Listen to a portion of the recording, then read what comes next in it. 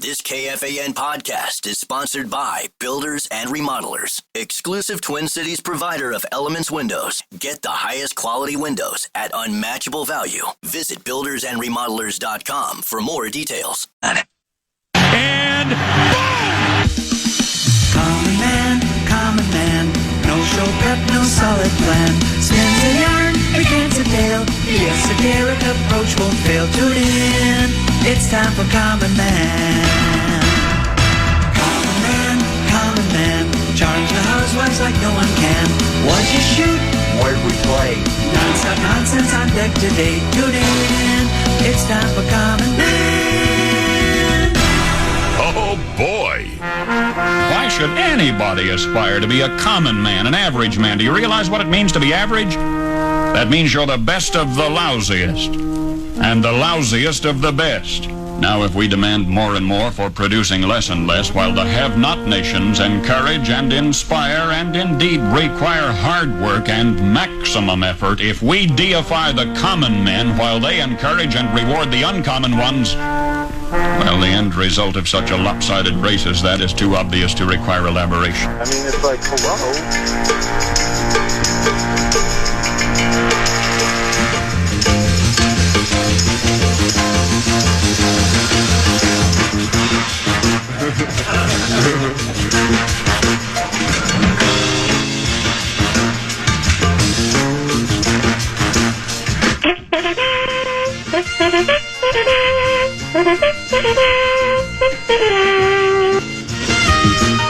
Oh, there's that. Quack, quack. You just have to draw your own conclusions, people.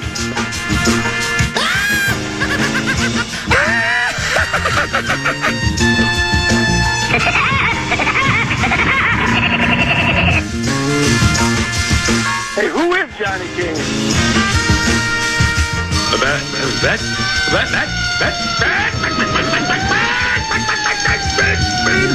The Vikings. Tampa Bay.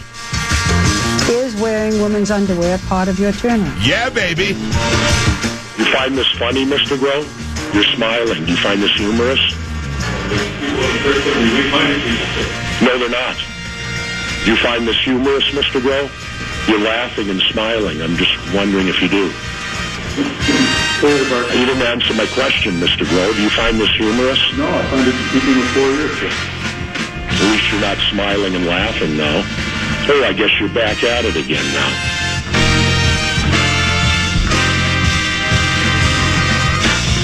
I'm always hesitant to believe what I read.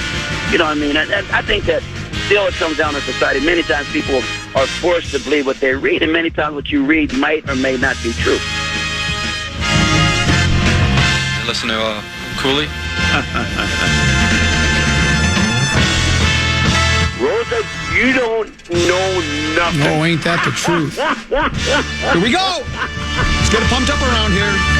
He's the clown from Brown. He's the fourth in the north. Negative. This is the common man, Dan Cole. Yes, and if I'm not the common man, I mean, why do I look like me then? Right? I am what I am, and that's all that I am. And if I'm supposed to be somebody else, why do I look like me? Greetings, good afternoon, and ack-ack-a-dack, and dack-dack-ack, you yours. Ack-ack-a-dack, dack-dack-ack is your password for tomfoolery and skullduggery. It will gain you admittance into a meeting of the Loyal Order of Buffalo. It would not have gotten you into Flop, Sweat, and Tears, the Petty Theft Tour, just a couple of pickpockets up in Spicer. We brought the house down. That's as good a performance by Mondello Guy, Meat Sauce, and Common as we've ever had, and we owe so much of it to the audience. I remember comics used to always tell me, that was a good crowd. And I'm like, well, what do you mean it was a good crowd? You're supposed to bring the laughter out of the crowd and make them a good crowd. But I understand what it means. Now, we've done back-to-back shows at Cinema Grill. We'll do a 7:30 show. They think that instead of Larry Mondello Guy, Meat Sauce, and Common, they're watching Dave Chappelle, Howie Mandel, and Dave Attell. Then the next 9 o'clock audience comes in, and they don't laugh at all. Same comics, same material, Same energy, same vibe. It doesn't work. But there was a vibe up there. I would dare say there wasn't a better comedy show in the country on Saturday night than what they had in Spicer.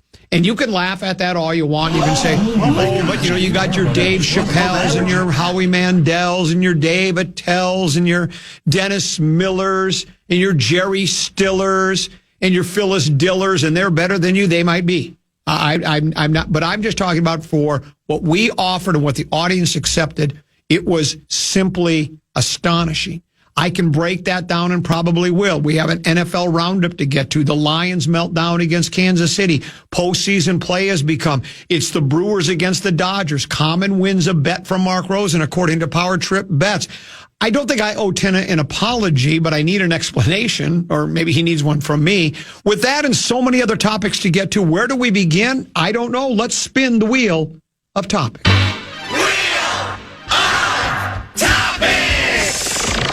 I don't really feel like I owe you an apology, but I have to ask. I got to talk to you about something. Commons golf games.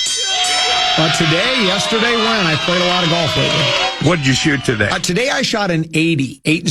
Where'd we play? Loggers Trail. Where'd you hit it on? One? Right up the gut. How far from the green were you? I had an 8-iron in my hand. Second shot? Left it a little short, kind of tugged on it a little bit. Then what? Decelled on the wedge, barely got it on the green, two putted for bogey. Well, there's that. Today wasn't as good, though I'm hitting the ball. So yesterday played a rare afternoon round, 12:45. And we played at Prestwick at Wedgwood and Woodbury. And Tennaby, you know as well as I do. The reason I like playing right away, well, because of my hours of my job, I have to be done. Yeah, I got to play in the morning. And I just, afternoon golf on a weekend, we were on pace for about a 4-hour, 15-minute round, maybe 4:20, 2:10 aside. Which is about right at any public golf course on a weekend, right? So I shoot 42, a sloppy 42 on the front. And because I'm the official, unofficial ambassador to Minnesota Golf, I said, do you guys mind? Should we just play the front again? I mean, because there's nobody on the front. There was two groups we ran into, and they made a nice play. So we played 210 on the front. We played a $130 on the back. I mean, how nice is that, right? Just hour, 30 minutes. That backs the second nine, the front nine a second time. I had an experience that was not unlike that of a PGA Tour pro, and you're familiar with that, Tennaby. You can probably relate to this. I went birdie, bogey, birdie, birdie to start on that back. I mean, I was lighting it up. I ended up shooting a 35, so I went 42-35.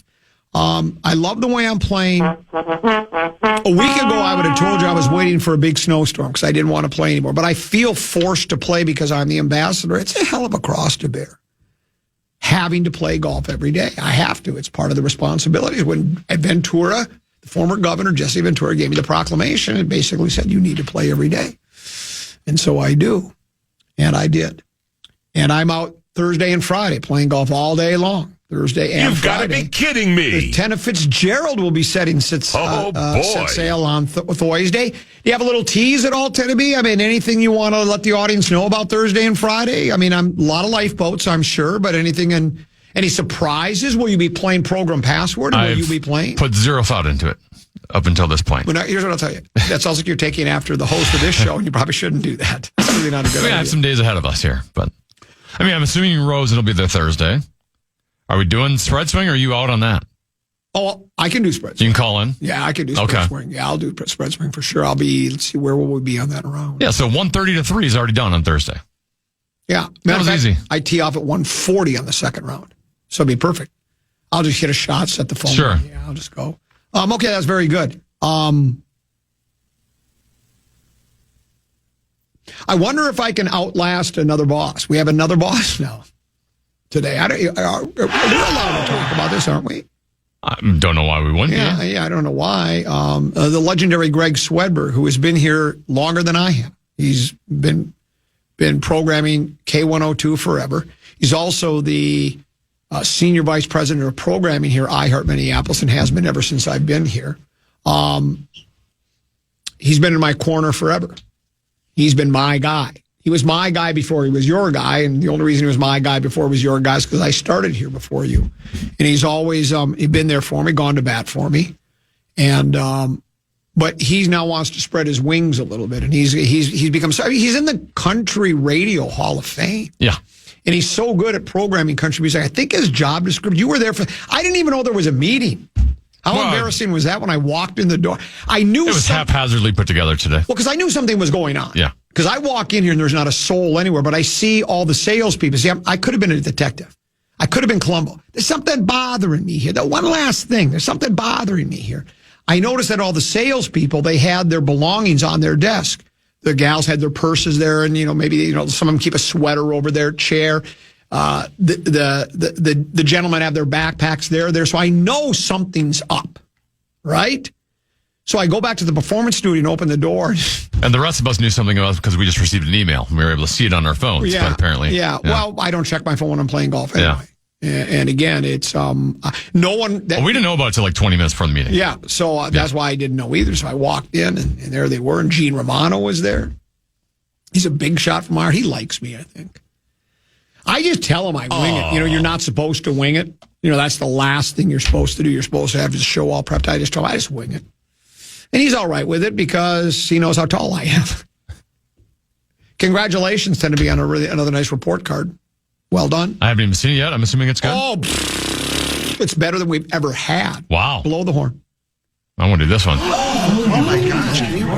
Better than we've ever had. Think about it. In 30 years, we're still getting better. That deserved a Herb Alpert. He's coming back to town again.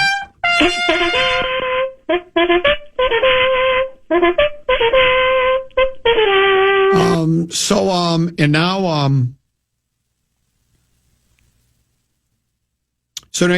Swedberg's still going to base out of here, but he's going to be like, I think he's going to oversee all the country music stations in if I understood it correctly, because I wasn't there for the meeting. You were. Maybe you got a better handle. I don't know if it was fully explained to us. I think he will be in overseeing all the country stations in the iHeart chain, which is, there are hundreds of country stations. So good for him. He'll be in and out. He'll still be based in Minneapolis. Rich Davis, another brilliant programmer. I love Rich Davis, always have. I've always thought he was underrated. Your good friend Mitch. My good friend Mitch Davis, and I always thought Mitch. That's good. I like that. And I've always thought Mitch should have more responsibilities. You and me both. That's exactly. I've always liked Mitch. I like Mitch. I think he does a really good job. Though I don't think he's going to want me pestering him as much as I pester Swedberg, because I go see Swedberg twice a day before I go on the air and afterwards. Sometimes Swedberg will... That might be why he wants out. Well, maybe because we'll talk, and then Swedberg will go, "You're keeping me from my work." I'll talk to him for like a half hour, 45 minutes. That's called brown nosing. To be staying in good with the boss is always good to do, especially when you're like me, when you're a morale drain and a malcontent. There is plenty to get to. We're back with Vikings football. Finally, that bye week is boring. That doesn't do much for me. And it's a jam-packed leaderboard on the top of the NFC North. How about that? We'll talk about the Purple next at Peek at the Purple. Plenty of other items to get to as well. You're on the Common Man program on the Fan, and Tenebia's got a keyword. It's the National Cash Contest. Yeah, the Fan and two men in a junk truck want to give you a shot to win bonus bucks with our National Cash Contest. Just enter the keyword credit at KFAN.com now for a shot at winning. That keyword is credit. Enter now at KFAN.com.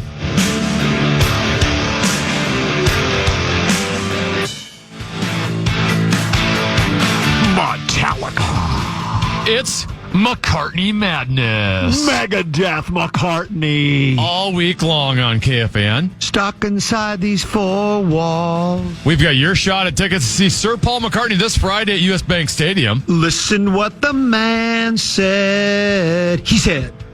To enter, send us a talkback using the iHeartRadio app and tell us your top 3 favorite Paul McCartney songs. When I find myself in times of trouble, Mother Mary comes to me. From the Beatles to Wings to his solo work, we want to hear your favorite hits. We're so sorry, Uncle Albert. Winners will be chosen all week long. Get the full details right now at KFAN.com. Keyword contest. We can do a 2-hour commercial filling it with Paul McCartney songs. Those are real Paul McCartney songs. I didn't do the bit where I mix and match other artists. I've seen him twice. First time I saw him was at, I've told this story before, I saw him at the Goose That Laid the Golden Egg. I row 15, I'm thinking, I'm going to be able to basically, when he sings, he'll be spitting on me. I'll be that close. Well, there's like sections A through Z, and they all had a 15th row. I was like miles from the stage. And then I was watching him on the 9-story big screen instead of looking at him. I thought, this is ridiculous. I just can't do this. And then I stumbled across tickets 2 years later when he was over at the old Fuse Box, which is now the Jackpot, which is Grand Casino Hinckley. And he was doing the same crowd rap, same set. I left halfway through. I left the legendary Paul McCartney. Say it isn't so. Say it isn't so. Peek at the Purple brought to you by our friends at Affordable Electric. For all of your electrical needs, and if you're looking for work, if you want a job, if you're an apprentice electrician or a journeyman, they're looking for work. They got a simple plan. They got competitive wages, benefits. You get a truck. It's pretty cool. Reach out to them today, affordable-electric.com, affordable-electric.com. And remember, if I've told you once, I've told you a couple, 13, 14 different times, Affordable Electric is shockingly affordable. What was right below negatometer? Uh-oh. Do you remember what What'd it was? you do? I don't know. I dragged it down some, and I have 2 negatometers. What was there right below negatometer? No idea. I have no idea either, whatever it was. I think it was one of the horns. No, there's the trombone below that. I guess we'll just have to do without it. Do you have oboe in yours? No, I don't have oboe. I have no idea what we... Well, we'll figure it out. You'll figure it out next time you need it. Yes, that's exactly right. NFC North... NFC North, it's a jam-packed at the leaderboard, Tennessee. It's top-heavy. Your Green Bay Packers are in first place by a scant 33 percentage points. They are 3-1-1 after yesterday's victory over the Joe Flacco-led Cincinnati Bengals. Almost pulled that game out. They went for the 2-point conversion to cut it to 6. The Jordan Love guy made as good a play. I think it was 3rd down and long, and they flushed him out of the pocket. And running to his left and falling back, it was a la Brett Favre. He hit, I don't remember who's number 8, their wide receiver, whoever. Well, 8 is a running back. That's Josh Jacobs. You're thinking of Matthew Golden? Maybe it was Matthew Golden. Yeah, maybe it was Matthew Golden. Somebody caught the ball, and that was game, set, match. But that is the one thing about a veteran like Flacco. He's not in the facility until Tuesday, and it's just not that hard. That's why they always try to make these, every sport, the people that are involved in it and do it for a living try to make it so complicated. It's really hard. Joe just walks in and picks up a playbook and he's winging it all over the field. It's not as hard as people want to, especially when you're a veteran. I guess it comes easier. Lions lose last night. They're 4-2. Your Vikings sitting at 3-2, Tennessee. Only 100 percentage points out of first place. And the Bears play tonight. They are 2-2. They could join the Vikings at 3-2 or lose, depending, obviously, to be a game back of Minnesota, depending upon the outcome. I'm not sure if you watch much of Detroit, Kansas City. I watched, most of it. Detroit melted down. They had a couple of bad mistakes, and at the end of the game, the branch guy popped a bolt, and you can't do that. There were 2 guys that popped a bolt, and they were critical plays. Well, the branch one was after the game was over. Yeah, he dissed Mahomes. Mahomes went over to say, "Hey, nice game. See you next time." He dissed him, and then was it Juju Smith-Schuster? He was bitter about that. Now, why he's bitter, I don't know. You should just roll your eyes, shrug your shoulders. He explained his bitterness. Oh, what was it? And then I've now seen the replay of the bitterness. Okay. So one of the last plays of the game, Juju Smith-Schuster kind of blocked him from behind, and he was upset that he got blocked from behind. I see. Okay. Because Juju Smith-Schuster goes over there, I guess, to get in Branch's face about dissing Mahomes, and then Branch punches him. So now Branch will probably get suspended and fined, and they're already lacking in the secondary as it is.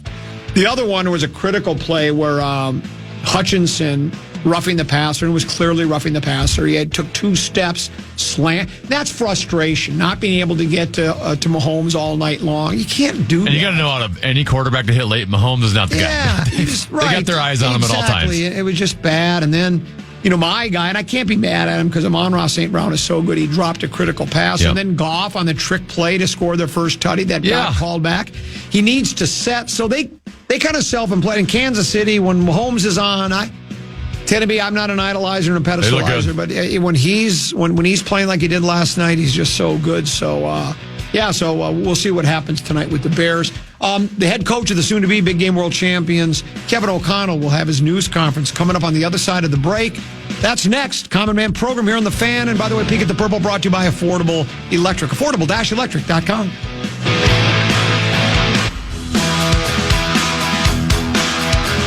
Headed to the Vikings-Eagles game this Sunday. We'll come find our street team on the plaza outside of U.S. Bank Stadium and ask us how you can enter for your shot at Papa Murphy's game day meal deals for a year. Check out KFAN.com, keyword calendar for all the details. Speaking of the Purple, the head coach of the soon-to-be Big Game World Champion Minnesota Vikings and the reigning NFL Coach of the Year. He's at Winter Park right now, the new Winter Park, the TCO Performance Center, and he's conducting his news conference as we speak. Those who braved the trip with us. It was good to be back home and had a good week of work here. Gave the players some much-deserved time off. But coaching staff-wise, we were able to, kind of use a lot of the 5 weeks of inventory that we had to assess where we're at as a team, and as we try to, come out of this bye. Getting some players back, getting healthy at some spots, and we will continue to do so over these next few weeks. We're excited about the opportunity we have as a team, and still a lot of room to continue to improve. And I think that's going to be a huge thing for this year's team, and it's really every year's team is improving throughout. These next few weeks to try to become the best version of what we can be towards the tail end of the season, and but at the same time understanding that the schedule is going to be a challenge, and we've got some really good teams that we've got to get ready to play. And it starts with this week, welcoming the Eagles to town, defending champs. Very, very talented football team, and it's going to be one where we're very excited to be back at U.S. Bank Stadium. It does feel like it's been a little bit of time since we've had an opportunity to play in front of our fans, which we're very much excited about, and also excited to open up Blake Cashman's window. Will open up today. We'll go out for some on-field work today to kind of get the week kicked off. And you will also have Donovan Jackson, Michael Juergens, Brian O'Neill, and J.J. McCarthy taking part in the work today, as well as throughout the week in different capacities. But will be great to get Cash back on the practice field, opening that window up, and he's done a heck of a job getting himself ready to go, and give him the week of preparation and see where he's at towards the tail end of the week. But very much looking forward to getting after it with the guys today. Had a good week, but it's time to go to work. Is wearing women's underwear part of your analyzing the first 5 weeks, how challenging was it to have takeaways when you've been playing without so many key players? And I guess, how did you sort of work your way through that? Yeah, I think like what I tried to do, and especially sitting with Flo, and spending quite a bit of time talking through just our team in general. But when you look at where the injuries have happened, in some cases in game, and you're trying to make as many adjustments as you can to try to win that game that day. Does that fall in alignment with what you want your identity of your team to be? And you try to keep the things as close together as you can. But I think the big thing, looking at it from a 30,000-foot view, is we've got to continue to do the simple things better. And what I mean by that is fundamentals of each and every call. I think the calls, whether it's a defensive call, a play call on offense, or even Matt Daniels in the kicking game, can we play with great technique and fundamentals and have all 11 guys doing their job, penalty-free football? That's looked like Minnesota Vikings football, even when we've had to deal with some of the adversity of injuries so far through the first 5 games. And as we get healthy, that doesn't mean you can just look the other way on a lot of those things. We've got to coach to that standard, and then we've got to try to find a way to match the plans to be in alignment with what we want our identity to be as a team, how we think we can win, what it's going to take to win against really good football teams. It seems like week in and week out, every team you're going to play is going to be talented. They're going to be well coached. You've got to do those little things right, and a lot of them fall in alignment with our foundational principles of how we've won a lot of games around here, whether it's the turnover battle, whether it's being a fundamentally sound team, tackling, some of the things that allow you to get opportunities on defense to force turnovers by creating more negative plays and disruption that causes the negative plays, and then you get teams into these longer down and distances, and we've seen it the other way with our offense. Early down penalties or negatives. Got to be elite with our ball security the rest of the way to truly play these games the way we want to play them. And then when the ball gets kicked off, we've got to then do whatever it takes to try to win as the inevitable kind of ebbs and flows of a game happen.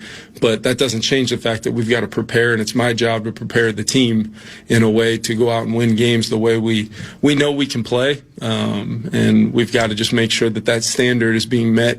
Starts with me all the way down through our roster. What did you see from JJ last week during his time with the bye, and then where do you think he's at with this week practicing stuff? Yeah, we had some good work last week. It was great to get back on the grass and had some good sessions out there, kind of getting back to a lot of the principles of lower body mechanics and things that had been really good parts of his early journey here, and didn't even hit me till we were out there. He had practiced one time since we had left Chicago. He had practiced one time officially. So a lot of the things you're allowing him to get his health back and get his feet back underneath him, but then building that foundation of fundamentals and techniques that really you can talk about routes and certain throws and certain plays and things like that, but it's the foundation of throwing mechanics from the ground up that he's really taken to since he got here, and just the consistency of it, whether it was playing through that injury, towards the second half of that Atlanta game, and really you're not talking about an incredible amount of body of work when you're considering that when that injury happened and the week that he had leading into that game. So I'm very excited to get him back officially practicing. I don't necessarily want to put a percentage on where I think he's at health-wise, and I think this week will be massive for our whole team, but just to see JJ back out there getting reps and working through the process of building that foundation back up, and we got off to a really good start last week. I was very fortunate to get that time with him. So do you view him as a possibility for Sunday's game, or is it more of a longer-term thing like you're talking about with the fundamentals? Yeah, I think, we've got to prepare to try to win a game on Sunday, and Carson, as well, working with, his left shoulder. He'll practice as well. But we really want to get our team ready to go. And in the process of doing that, JJ has his plan of attack that we want to try to make sure we maximize every single day and prepare all of our guys to be ready to go and make the best decision for our team, and then also for individually for each one of those guys as we get closer to it. But not ready to say yet exactly where he'll be at towards the end of the week. Want to see how this week plays out first. Kevin, you've talked about footwork with JJ a few times. What specifically do you want to see him kind of refine here or sharpen up as he gets back at it? Yeah, I think you quarterback play is about, the foundation of getting to that premier base and body position at the top of your drop, whatever that drop is. That could be quick game, that could be a 5-7 step drop, that can be, a play action pass where you turn your back to the defense. Whatever it is, you're still getting to that optimal position at the top of your drop. So then you can read, with your feet and eyes tied together and play in rhythm, and the time clock can naturally be something that if you're just listening to, what you're listening to your feet and seeing what your eyes see as far as are guys open or not, and then progressing. Because I think one of the things he's took away from these 2 or 3 weeks of watching Carson play was just the power of completions that maybe don't necessarily always go to the first or second progression. It might be TJ, helping out on a protection, and it's a critical 12-yard gain when all we did was really check the ball down, or it's being surgical with your accuracy when number one is open, and you do that by getting to that foundation and then playing with great balance and rhythm from that point. And it's something that seems like, hey, that seems like just quarterback play 101. But I watched a lot of football yesterday and didn't see it as much as you would think you should see it. And that's just the nature of playing a really difficult position with a lot of variables in front of you, down the field, different coverages and techniques and leverages, and we're trying to give the best plays we possibly can. But within those plays, you have 5 eligibles for a reason, and finding that open eligible and putting the ball in play and the power of preserving not only yourself but the integrity of staying efficient as an offense ends up being the quarterback's job a lot of the time, when it's not always fair based upon how things are around them or the adversity around them from a standpoint of some of the injuries that have hit us, and that's just part of why the position is so difficult.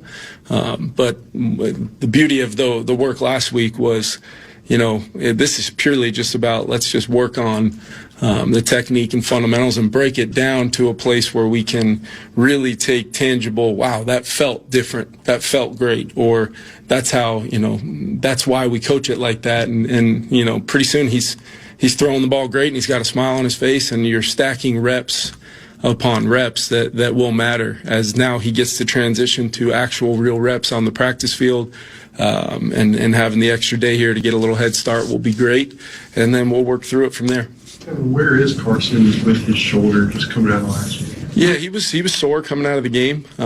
He's gotten to a good place where he can participate as well and take part in the preparation. And the biggest thing for him is it's a non-throwing shoulder, so it's a matter of working through that soreness as it comes to him. And then it's going to be about, for Carson, the same types of things that we talk about with JJ, albeit different because they're totally two different body types, different types of throwers from a standpoint of their lower body mechanics. But at the same time, the principles remain the same.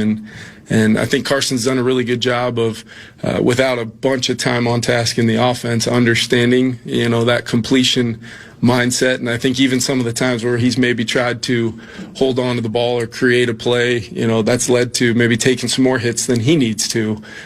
So I think you're playing against a really good front this week, one of the best interiors probably in the whole NFL, and the integrity of the interior of the pocket's going to be critical, but at the same time playing in rhythm and finding that completion in the quickest, most efficient way possible will hold true for both those guys. Kev, would you ever be comfortable taking a decision on a quarterback status like up to game time, or is because of that position you kind of need to know by end of the week just for continuity's sake? I think there's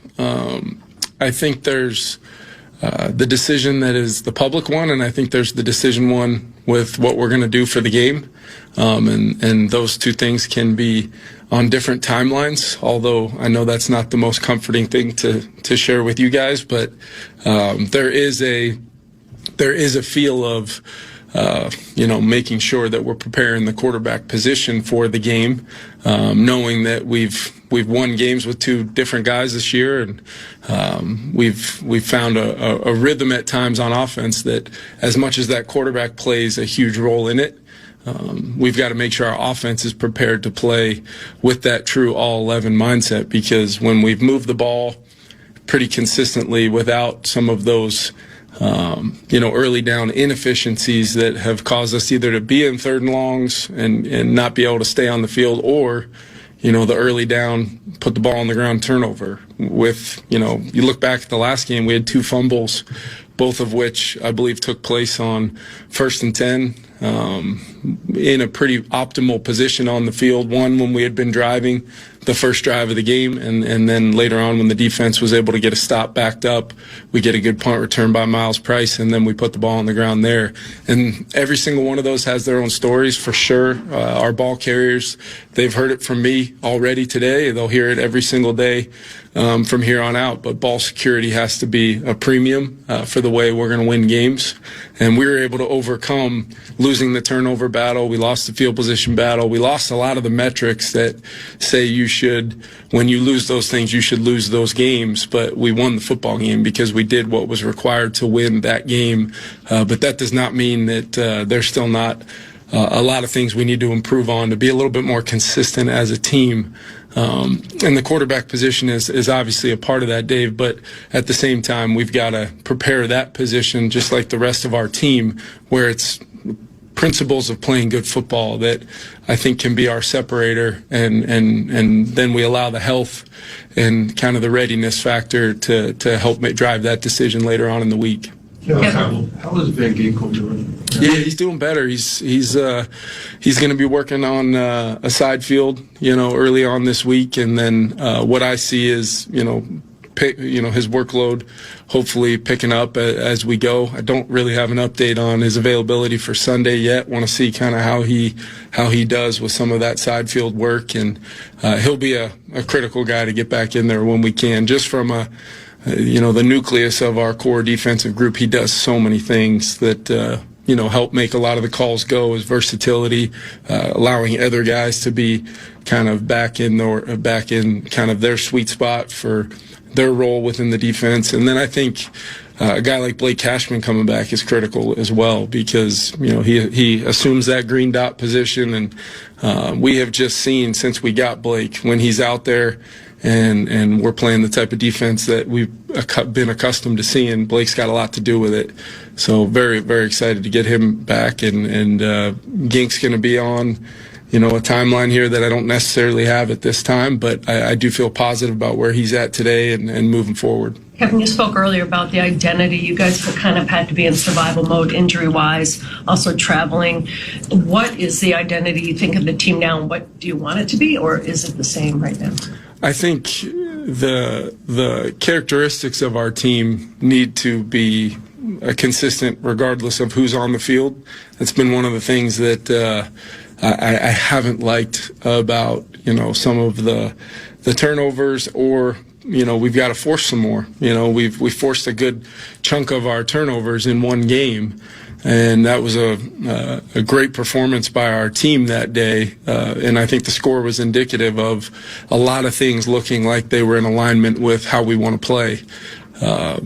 I think the defensive opportunities for turnovers will come, and they'll come with us being efficient on offense and maintaining possessions and scoring some points and trying to let those guys play with a lead at times, and making people a little bit more one-dimensional than being in these kind of back and forth kind of games, which is the NFL. Such is life in the NFL. But I think as we get guys back, hopefully you're seeing that standard and that line elevate with the initial intentions of our roster coming to life. And that'll be this week with Blake and some of those other guys coming back, Aaron coming back at some point in the near future, and then just continuing to build on the original intent of how the team was put together, but at the same time, manufacturing a clear path to winning each week. It's a week-to-week thing in the NFL. It's matchups and opponents and all those things, what they do well, what you have to make sure that you do your best to try to mitigate from a standpoint of their strengths to try to win. At the risk of a word salad, that's the best I could give you.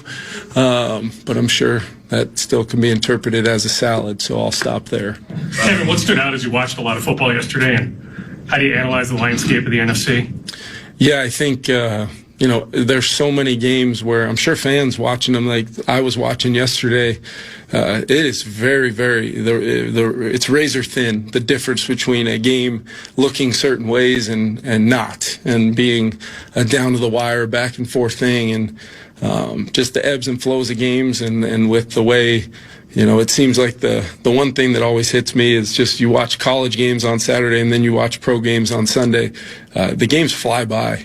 Sequences of games. Teams can hold the ball for 8, 9, 10 minutes on a drive and just totally capture just the momentum of having the ball in many ways in the NFL.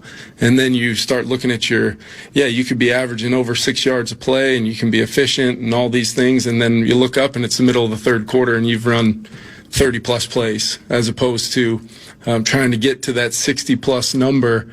And there's a lot of ways to get to that number, but 9 times out of 10 it comes back to, are you not doing the things that stunt your ability to have a drive? Penalties, turnovers, short fields, the special teams one-play phase, being able to flip the field like Ryan Wright did against the Browns last week and put them backed up, which should inevitably turn hopefully into good field position for the next sequence of possessions. But to answer your question, it just seems like every play matters. It seems like if you're going to try to say, hey, this is a weighty down, I don't even know how you say that anymore, because they all feel weighty throughout a game. That 2nd and 7 explosive that you get in the play pass game, or that 3rd and 3 conversion where you get 3.5, they all seem to be massively important. And if you're going to try to pinpoint going into the game, this play right here is going to be the one, then you're probably going to be looking back on the game at many, many other plays in the game. So I think it's the consistency factor,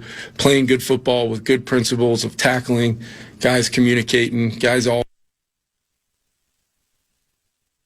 fundamentals, and then trying to manufacture momentum by stacking plays throughout your team that in the NFL game isn't just one phase. It's all 3 phases, having to put those things together to play against good teams and win. And there you go. That's the head coach of the soon-to-be big game world champion Minnesota Vikings, the reigning NFL Coach of the Year. He's not really good at dodging the QB question, Tenneby. Why doesn't he just admit it? Max Brosmer is starting Sunday against the Philadelphia Eagles. It's going to be Carson Wentz, right? Yeah. He's going along with my playbook. Yeah, exactly. We don't know if he's fully ready right, yet. Yeah, it's they're going with Wentz because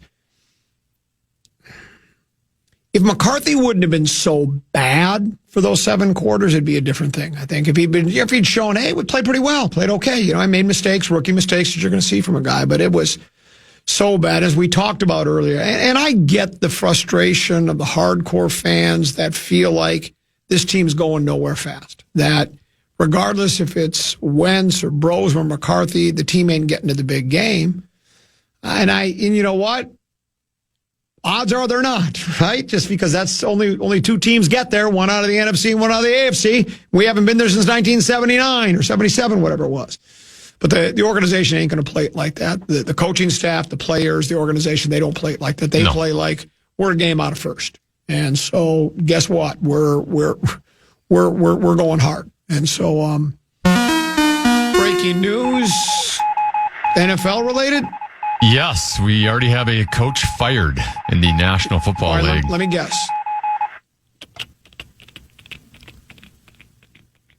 Who? Saints? No. Tennessee Titans have fired their head coach, Brian Callahan. Callahan done so. He's out. Didn't last very long. No, certainly didn't last very long. Yeah, I think Wentz is the guy to be. And I'm on board with it. I mean, I understand the counter argument. We've talked about it for 2 weeks now, 2 or 3 weeks, however long Wentz has been quarterback, particularly during this bye week, last week's bye week, where it's like you want to see what you got. But in the 2 games he's played, he hasn't been any good. He's been awful. You have seen what he got to a certain extent. Yeah, and he's been awful. He had the one great quarter. You see other guys like, how good has Jackson Dart been? He's had some good moments, He's had really good moments, especially last week. Even better than the first week. You see young quarterbacks, Jaden Daniels, the May character. Now, May is how many years has he been around? Second year, but May's been great. He's McCarthy's draft class. So, so I know people want to see it. Those guys are a little ahead of the game because May played last year, and they want to see it, but it's like, I'm sorry, but just because you want to give up on the season and see what you got with and you know what, Tenneby, I could be completely backpedaling here on Friday if it's announced J.J. McCarthy will be starting for the Vikings against the Philadelphia Eagles, but it just doesn't seem like that's going to. Well, and I'll say it again. We are week 7 coming up? Yeah. There's plenty of time to see J.J. McCarthy. If at that point the season's going nowhere, because that's the argument right now. Well, the season's not going to go anywhere. Well, at some point, then it won't go anywhere. Right. And you'll get to that point where we're like, all right, well, we know we're out. Let's take a look again. That's exactly right. But as of right now, the season still could go somewhere. So you give yourself your best chance to win against Philadelphia. It's Philadelphia and then San Diego, right? So you lose to, let's say you lose to Philly and lose to the Chargers and Wentz's average at best. Well, then you can say, all right, we're 3 games out of first and you really got the feel and maybe a couple more injuries. So then you do say, okay, let's go ahead and give it to him and give him the ball. So we'll see how it pans out. But that seemed to be, they are getting some guys back. Jackson will play, it sounds like. Cashman will play, cash in, cash out. Cash out. And so some players are coming back, so that's it's all good. When we return, Tenneby, 5 534. What you got for us? Yeah, one local team came back to earth.